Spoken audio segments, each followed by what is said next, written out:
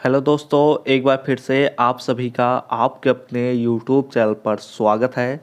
आज के इस वीडियो में हम बात करने वाले हैं जो हमारे पास बीएड फर्स्ट ईयर है, यूपी बीएड फर्स्ट ईयर जो हमारे पास 2022 चल रहा है। इसका जो फर्स्ट ईयर का सिलेबस है, जिसमें हमारे पास 4 पेपर होते हैं फर्स्ट ईयर में। तो 4 पेपर्स में जो हमारे पास पहले पेपर का नाम है वह है ज्ञान एवं पाठ्यक्रम। ठीक है, और इसी के ही हम सिलेबस के बारे में बात करने वाले हैं। इस वीडियो में हम समझेंगे कि ज्ञान एवं पाठ्यक्रम यानी कि इंग्लिश में कहें तो नॉलेज एंड करिकुलम का क्या सिलेबस है, इसके बारे में इस वीडियो में हम पूरा डिटेल में बात करेंगे। और आगे के वीडियोज में हम आगे के पेपर्स के बारे में भी बात करेंगे कि उनके क्या क्या सिलेबस हैं और कैसे कैसे उनके नोट्स हैं। ठीक है, इन सभी चीज़ों के बारे में हम बात करेंगे। तो चलिए बिना देरी किए आइए चलते हैं, अपने वीडियो को शुरू करते हैं। मेरा नाम है ऋषभ सिंह। आइए चलिए कुछ नया पढ़ लेते हैं। तो अगर आप सब इस चैनल पर पहली बार आए हैं तो नीचे दिए हुए रेड बटन पर क्लिक करके सब्सक्राइब कर लीजिए और साथ ही बेल आइकन को ऑल पर भी सिलेक्ट कर लीजिए, जिससे हमारे अगले वीडियोज के नोटिफिकेशंस आपके पास सबसे पहले पहुंचे।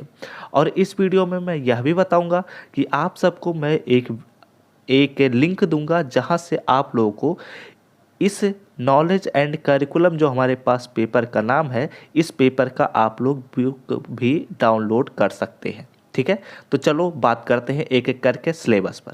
देखिए, हमारे पास जो सबसे पहले मैं बता देता हूँ, यह जो बुक है इसमें टोटल 5 यूनिट्स हैं। ठीक है, 5 यूनिट्स का है या 5 चैप्टर्स का है। ठीक है, बात देखिए। और इन यूनिट्स के अंतर्गत यहाँ पर हमारे पास कुछ टॉपिक्स हैं। जैसे पहला जो टॉपिक है वो है ज्ञान एवं ज्ञान। ठीक है, ज्ञान एवं पाठ्यक्रम, यह हमारे पास पेपर का जो नाम है उसमें हमारे पास जो सबसे पहला यूनिट आता है वो आता है ज्ञान की अवधारणा, यानी कि नॉलेज का कॉन्सेप्ट। ये एक तरीके से समझने की कोशिश करो। अगर बीएससी से आते हैं बीएड में तो थोड़ा इंग्लिश में कन्फ्यूजन होने लगता है। इंग्लिश से हिंदी में जब हम आते हैं तो एडजस्ट करने में समय लगता है। ठीक है, धीरे धीरे एडजस्ट हो जाता है वो भी, तो ध्यान से समझना कि ज्ञान एवं पाठ्यक्रम जो है ये हमारे पास यूनिट फर्स्ट जो है, इसका जो नाम है वो हमारे पास है नॉलेज एंड करिकुलम। ठीक है, नॉलेज एंड करिकुलम का जो यह यूनिट फर्स्ट है उसका नाम है ज्ञान की अवधारणा, यानी कि कॉन्सेप्ट ऑफ नॉलेज। इसमें हमारे पास सबसे पहला जो चैप्टर है वो है ज्ञान, जिसमें हमें क्या क्या पढ़ना है, अर्थ के बारे में पढ़ना है, स्वरूप के बारे में पढ़ना है और आवश्यकता के बारे में भी पढ़ना है।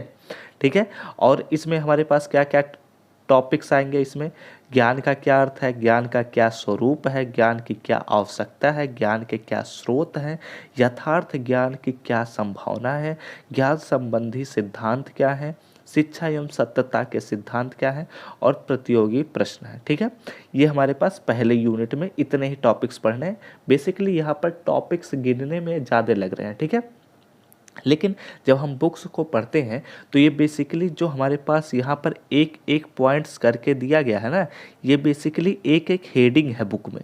ठीक है, तो जब हेडिंग को ऐसे नाम करते हुए दे दिया गया है तो ये ज़्यादा लग रहे हैं, लेकिन ये बेसिकली आई थिंक 3 या 4 पन्ने में ही यह पूरा चैप्टर ही कंप्लीट हो चुका है। ठीक है, तो ये पढ़ना बहुत ही आसान होता है, इसमें आपको डरने वाली कोई बात नहीं है। ठीक है, आ जाइए दूसरे चैप्टर पर। दूसरा चैप्टर हमारे पास है आदर्शवाद, प्रकृतिवाद, प्रयोजनवाद एवं यथार्थवाद में ज्ञान की क्या अवधारणा है, इसके बारे में इस चैप्टर में हमें पढ़ना है। तो देखो, सबसे पहले आता है आदर्शवाद में क्या ज्ञान की अवधारणा है, उसके बाद प्रकृतिवाद में क्या ज्ञान की अवधारणा है, और इसके बाद हमारे पास आता है कि प्रयोजनवाद और यथार्थवाद में क्या ज्ञान की अवधारणा है। इनके बारे में यहाँ पर हम बात करेंगे। जैसे कि यहाँ पर जैसे हिंदू और मुस्लिम होता है ना, तो हिंदू में कुछ अलग मान्यता होती है, मुस्लिम में कुछ अलग मान्यता होती है। वैसे ही यहाँ पर वाद था कि आदर्शवाद क्या होता है, प्रयोजनवाद क्या होता है, प्रकृतिवाद क्या होता है, यथार्थवाद क्या होता है, इनमें कैसे ज्ञान का क्या स्वरूप था, इसके बारे में यहाँ पर हम बहुत ही डिटेल में पढ़ते हैं। ठीक है, आइए चलिए अब हमारे पास तीसरा चैप्टर आता है। तीसरा चैप्टर हमारे पास कहता है कि वेदांत, बौद्ध धर्म और इस्लामिक परंपरा में ज्ञान की क्या अवधारणा थी। मतलब कि यहाँ पर आ जाइए, तो यहाँ पर कहता है कि वेदांत धर्म में क्या ज्ञान की अवधारणा थी। जब वेदों का समय था तो उस समय ज्ञान का क्या स्वरूप था, क्या कॉन्सेप्ट था, उसके बारे में यहाँ पर पढ़ा जाता है। फिर जब उसके बाद जब हमारे पास बौद्ध धर्म आया, जब गौतम बुद्ध ने एक नया धर्म बनाया, तो उसी में ही क्या ज्ञान की अवधारणा थी उसके बारे में इस पॉइंट में हम पढ़ते हैं। और मुस्लिम परंपरा जो हमारे पास इस्लाम धर्म है, इस धर्म में क्या कॉन्सेप्ट आया, ज्ञान का क्या नॉलेज का क्या कॉन्सेप्ट आया, यहाँ पर हम उसके बारे में पढ़ते हैं। ठीक है, तो हम लोगों ने बात कर लिया अपने यूनिट फर्स्ट के बारे में कि यूनिट फर्स्ट में क्या क्या पॉइंट्स थे। अब हम बात करते हैं यूनिट सेकेंड के बारे में। ठीक है, यूनिट सेकेंड का हमारे पास नाम है शिक्षा के दार्शनिक आधार। ठीक है, यानी कि शिक्षा को हम दार्शनिक आधार पर समझेंगे कि कैसे उस शिक्षा का क्या स्वरूप है, क्या उसकी अवधारणा है और कैसे उसके और भी पॉइंट्स हैं, इनके बारे में भी हम बात करेंगे। ठीक है, तो हमारे पास सबसे पहले आता है शिक्षा का दर्शन। ठीक है, कि शिक्षा का दर्शन में हम पढ़ेंगे कि इसकी क्या अवधारणा है, इसके क्या क्षेत्र हैं, इसकी क्या आवश्यकता है। तो सबसे पहले हम पढ़ेंगे, क्या पढ़ेंगे कि शिक्षा की क्या अवधारणा है, शिक्षा का शाब्दिक अर्थ क्या है। देखो ये सभी जो मैं फिर से रिपीट कर रहा हूँ, मैं बता देता हूँ, ये सभी आपको एक एक पॉइंट्स की तरह, एक एक हेडिंग, जैसे किताबों में एक पेज पलटते हैं तो अगला हेडिंग, अगले पेज पर दो और हेडिंग मिलते नहीं है, वैसे ही यहाँ पर ये जितने भी पॉइंट्स दिए गए ये सभी हेडिंग वाइज ही हैं। ठीक है, लेकिन यहाँ पर हर एक पॉइंट को गिना दिया गया है, तो इस वजह से यहाँ पर आप लोगों को हो सकता है ऐसा लग रहा हो कि बहुत सारे हेडिंग हैं, पढ़ने में बहुत दिक्कत होगी, लेकिन ऐसा कुछ नहीं है, बहुत ही आसान है। हर पेज पर बस एक पेज पर समझ लो एक हेडिंग खत्म हो गया। ठीक है, तो पढ़ना आसान ही है, तो इस वजह से इससे डरने की जरूरत नहीं है। यहाँ पर आगे बात करते हैं, शिक्षा का संकुचित अर्थ क्या है, शिक्षा का व्यापक अर्थ क्या है, शिक्षा का विश्लेषणात्मक अर्थ क्या है, शिक्षा का वास्तविक अर्थ क्या है, शिक्षा की क्या परिभाषा है और शिक्षा की क्या प्रकृति है, इसके बारे में यहाँ पर हम पढ़ते हैं। और आ जाओ आप सबके लिए, जो मैं अभी बता रहा था कि आप सबके लिए बुक भी अवेलेबल है, उसके बारे में यहाँ पर हम बात करते हैं। ठीक हो, देखो अगर आप लोग दुकान से खरीदने जाते हैं, ठीक है, अगर आप लोग बुक खरीदने जाते हैं दुकान से, तो आपको इस बुक जो हमारे पास ज्ञान एवं पाठ्यक्रम बुक है, इस बुक की प्राइस ऑलमोस्ट 200 या 200 से प्लस ही पड़ेगा। ये बात मैं बता देता हूँ क्योंकि मैं भी खरीद कर लाया था, तो मैं जानता हूँ। यह आपको बिग बुक स्टोर पर आपको 200 या 200 से प्लस इसका ओरिजिनल प्राइस पड़ता है। लेकिन अगर आप इसी बुक को ही PDF के रूप में पाना चाहते हैं, तो इस बुक का प्राइस 49 रुपीज़ मैं रखा हूँ। ठीक है, और इसके साथ साथ अगर आप लोग अभी बाई करते हैं तो आपको 41% ऑफ दिया जा रहा है, और इस बुक की प्राइस ओनली केवल और केवल 29 रुपीज़ में प्रोवाइड की जा रही है, और यह सभी स्टूडेंट्स के लिए है, और यह कुछ ही समय के लिए रहेगा। उसके बाद यह प्राइस ख़त्म हो जाएगा, यानी कि यह ऑफ़र ख़त्म हो जाएगा। उसके बाद आपको 49 ही पे करना पड़ेगा। इस वजह से आप लोग जल्दी से जाइए और इस बुक को बाई करिए, क्योंकि आई थिंक मैं 100 अगर बुक्स बाई हो जाते हैं तो उसके बाद मैं इस प्राइस को हटा दूंगा, और आपको केवल और केवल 49 रुपीज़ ही पे करने पड़ेंगे, तभी जाकर आपको बुक मिल सकता है। इसी वजह से आप लोग जल्दी से जाइए, लिंक डिस्क्रिप्शन में मिल जाएगा, वहाँ से आप लोग इस बुक को बाई कर सकते हैं। और इस बुक में आपको सभी तरह के, सभी जितने भी मैं यहाँ पर सिलेबस गिना रहा हूँ, इन सभी सिलेबस से पॉइंट से आपको टॉपिक मिलेंगे, और साथ ही साथ ये बुक आपको इतना ज़्यादा यूजफुल है कि आपके यूनिवर्सिटी के एग्ज़ाम में इसी बुक से ही सारे क्वेश्चंस मिलेंगे भी। ठीक है, तो आप लोग इस बुक को, आप लोग चाहें तो आप लोगों को डिस्क्रिप्शन में लिंक दे दिया जाएगा, वहाँ से आप लोग बाई कर लीजिए। आप लोग अगर इसी बुक को दुकान पर ख़रीदने जाएंगे तो आपको यह 200 से 250 रुपीज़ का पड़ेगा। लेकिन अब सोचो, आपके मोबाइल में एक सस्ते दाम पर एक बुक मिल रहा है, क्या इस मौके को छोड़ देना अच्छी बात है? मेरे ख्याल से तो नहीं। ठीक है, तो आप लोग जाइए और बाई कर लीजिए वहाँ से। अब हम आगे बात करते हैं अपने सिलेबस पर। सिलेबस में हमारे पास कहता है आगे कि जो हमारे पास शिक्षा का हम पढ़ रहे थे अवधारणा, इसमें हमारे पास कहता है कि शिक्षा की वैज्ञानिक क्या स्वरूप है, दर्शन की क्या अवधारणा है। शिक्षा और दर्शन एक दूसरे से अब मिल चुके हैं, ठीक है। तो यहाँ पर हम लोगों ने पहले यहाँ तक समझा है कि शिक्षा क्या होता है। अब यहाँ से हम समझ रहे हैं कि दर्शन क्या होता है। तो दर्शन का कॉन्सेप्ट हम समझेंगे, दर्शन का क्या अर्थ है इसके बारे में समझेंगे, दर्शन की क्या परिभाषा है, दर्शन के क्या अध्ययन क्षेत्र हैं, इन सभी के बारे में यहाँ पर हम पढ़ेंगे। उसके बाद हम दर्शन एवं शिक्षा एक दूसरे को अब मिलाकर हम पढ़ेंगे, ठीक है। अभी तक हम शिक्षा और दर्शन को अलग अलग पढ़ रहे थे, लेकिन अब इन दोनों को हम एक साथ पढ़ेंगे और इस पे हम यहाँ पर पढ़ेंगे दर्शन एवं शिक्षा क्या है, शिक्षा एवं दर्शन की क्या आवश्यकता है, दर्शन व शिक्षा का क्या संबंध है, शिक्षा दर्शन का क्या क्षेत्र है, शिक्षा दर्शन के क्या कार्य हैं और शिक्षा दर्शन का शिक्षा पर क्या प्रभाव है। इन सभी चीज़ों के बारे में यहाँ पर हम लोग पढ़ते हैं, ठीक है। और यहाँ पर बेसिकली यह जो नॉलेज एंड करिकुलम हमारे पास बुक है, यह बेसिकली यही बताता है कि कैसे हम शिक्षा को बच्चों के लिए आसान बनाते हैं। हम चूंकि अगर बीएड कर रहे हैं तो बीएड आप लोग को यह बताता है कि आप लोग कैसे बच्चों को पढ़ाते हैं। तो शिक्षा, यह जो पहला बुक है ज्ञान एवं पाठ्यक्रम, यह बेसिकली इसी मद्देनज़र रखते हुए डिजाइन किया गया है कि शिक्षा को कैसे आसान बनाया जा सके। जो नए स्टूडेंट आएंगे उन्हें हम कैसे आसानी से क्या प्राप्त ज्ञान प्रदान कर सके, इसके बारे में यहाँ पर बताया जाता है, ठीक है। अब आ जाओ आगे, यहाँ पर आता है आदर्शवाद। अब यहाँ पर जो अभी मैंने आप सबको यहाँ पर समझाया था कि आदर्शवाद, प्रयोजनवाद एवं प्रकृतिवाद के में ज्ञान की क्या अवधारणा थी, तो वो ज्ञान की अवधारणा के बारे में हम लोगों ने यहाँ पर बात किया। अब हम यहाँ पर बात करेंगे शिक्षा की क्या अवधारणा है, ठीक है। तो यहाँ पर हम लोग समझेंगे कि आदर्शवाद में शिक्षा का क्या अर्थ है और इसके साथ साथ हम समझेंगे कि आदर्शवाद की क्या परिभाषा है, आदर्शवाद के क्या मूल तत्व हैं और आदर्शवाद और शिक्षावाद का कैसा संबंध है, आदर्शवाद व शिक्षा के क्या उद्देश्य हैं, आदर्शवाद और पाठ्यक्रम का क्या संबंध है। इन सभी चीज़ों के बारे में अध्ययन करेंगे और साथ ही साथ यह भी समझेंगे कि आदर्शवाद में शिक्षण विधियाँ क्या क्या थी और आदर्शवाद व शिक्षक का कैसे संबंध था, आदर्शवाद व बालक का कैसे संबंध था, इनके बारे में भी यहाँ पर हम लोग समझेंगे। और इसके बाद आता है प्रकृतिवाद।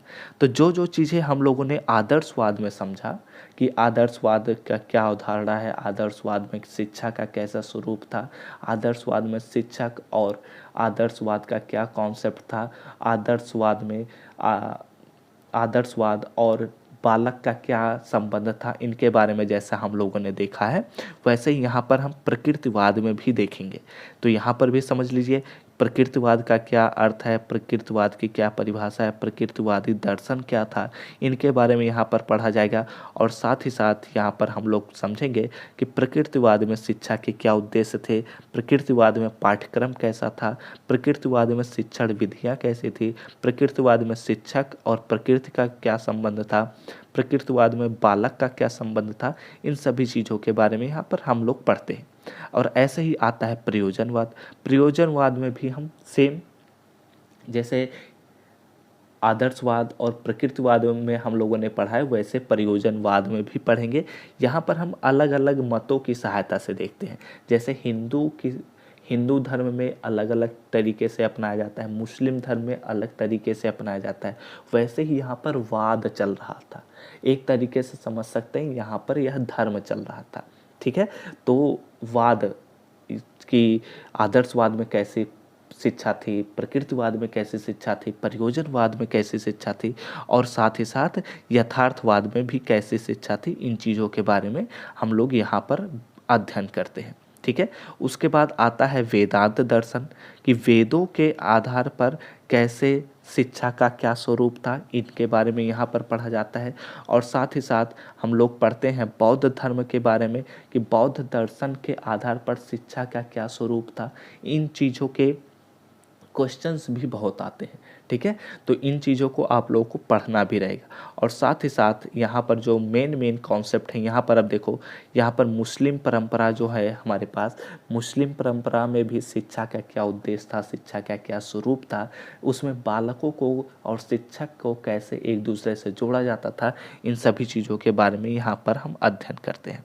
ठीक है। और यहाँ पर देखो जो कुछ मुख्य नाम हैं, जैसे स्वामी विवेकानंद, गांधी जी, और इसके साथ साथ महात्मा गांधी जी हमारे, और रविंद्रनाथ टैगोर, और इसके साथ साथ गिज्जू भाई, ये जो हमारे पास 4 कैरेक्टर हैं, 4-5 कैरेक्टर, ये कैरेक्टर हमारे एग्ज़ाम में भी बहुत पूछे जाते हैं। और ये कैरेक्टर शिक्षा की दृष्टि से बहुत ही ज़्यादा महत्वपूर्ण कैरेक्टर है।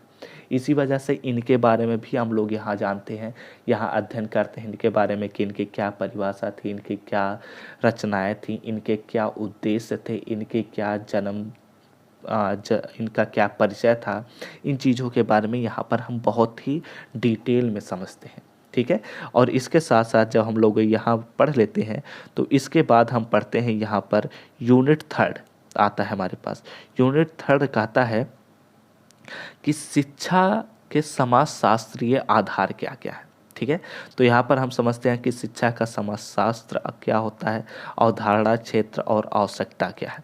इसमें हम बेसिकली यही समझते हैं कि समाजशास्त्र का अर्थ क्या है, शिक्षा तथा समाजशास्त्र क्या होता है, शिक्षा समाजशास्त्र क्या होता है, और शिक्षा समाजशास्त्र का क्षेत्र क्या होता है। इन चीज़ों के बारे में हम यहाँ पढ़ते हैं। और साथ ही साथ हम यह भी पढ़ते हैं कि यहाँ पर शिक्षा के वैयक्तिक व सामाजिक उद्देश्य क्या है। ठीक है। Individual and social AIIMS of education क्या है, इनके बारे में भी यहाँ पर हम लोग अध्ययन करते हैं। और शिक्षा समाजीकरण का एक साधन है। यह एक बहुत ही इम्पॉर्टेंट पॉइंट है कि शिक्षा समाजीकरण का एक साधन है। तो इस पॉइंट से रिलेटेड इतने क्वेश्चंस पूछे जाते हैं कि इस पॉइंट को हर बार याद करके ही जाना पड़ता है। ठीक है। और ये जब हम लोगों ने पढ़ लिया तो अब हमारे पास आता है यूनिट 4। ठीक है।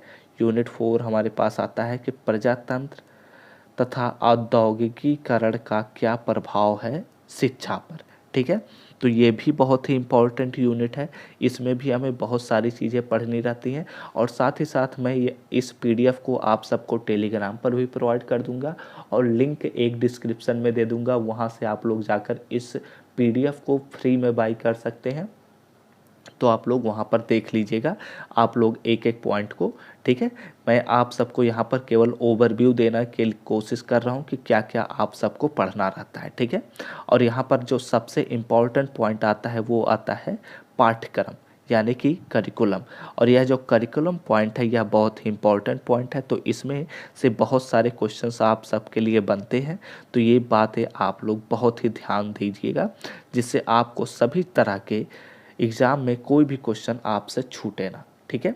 तो इस वीडियो में यहीं तक हम रखेंगे, और इसके पीडीएफ्स जो हैं वो आप सबको मैं टेलीग्राम पर भी प्रोवाइड कर दूंगा, और साथ ही साथ एक लिंक दे दूंगा डिस्क्रिप्शन में, वहाँ से आप लोग जाकर फ्री में इस पीडीएफ को बाय कर सकते हैं। और आप लोग इस पीडीएफ के जो बुक्स हैं हमारे पास, ठीक है, आप सबको ये बुक्स जो हैं वो चारों बुक्स आपको हमारे चैनल पर मिल जाएंगे। तो आप लोग अगर हमसे कांटेक्ट करेंगे तो आपको हम सभी बुक्स भी प्रोवाइड कर देंगे। और इसमें आप सबको सभी बुक इतने सस्ते दाम पर मिलेंगे, जो बुक आपको अपने बुक स्टोर पर 1000 रुपये में मिलेंगे, वो यहाँ पर आपको केवल और केवल 99 रुपीज़ में, केवल और केवल टोटल 99 रुपीज़। हो सकता है मैं अभी और सस्ता कर दूँ, आई थिंक। हाँ, मैं इस बुक को 99 नहीं, मैं इस बुक को आप सबको केवल 59 रुपीज़ में दे रहा हूँ। ठीक है। और इसमें आपको सभी के सभी बुक्स मिल जाएंगे। और 59 रुपीज़ का जो बुक्स है ये आपको केवल सीमित समय के लिए ही यह ऑफ़र है। इसके बाद मैं इस ऑफ़र को हटा दूंगा, उसके बाद यह 99 रुपीज़ में ही मिलेगा। और अभी अगर आप लोग केवल एक बुक को बाय करते हैं तो यह आपको 29 रुपीज़ में मिल जाएगा। लेकिन यह भी ऑफ़र सीमित समय के लिए है, उसके बाद यह बुक की प्राइस ही 49 हो जाएगी। ठीक है, तो इस वीडियो में इतना ही, और हम जल्द ही इस चैनल पर बीएड के भी क्लासेस शुरू करेंगे। अभी तक हम बीएससी के क्लासेस चला रहे थे। तो अगर ये वीडियो अच्छा लगा हो तो लाइक कर दीजिएगा और साथ ही कमेंट करके बताइएगा कि यह वीडियो समझ में आया है या नहीं।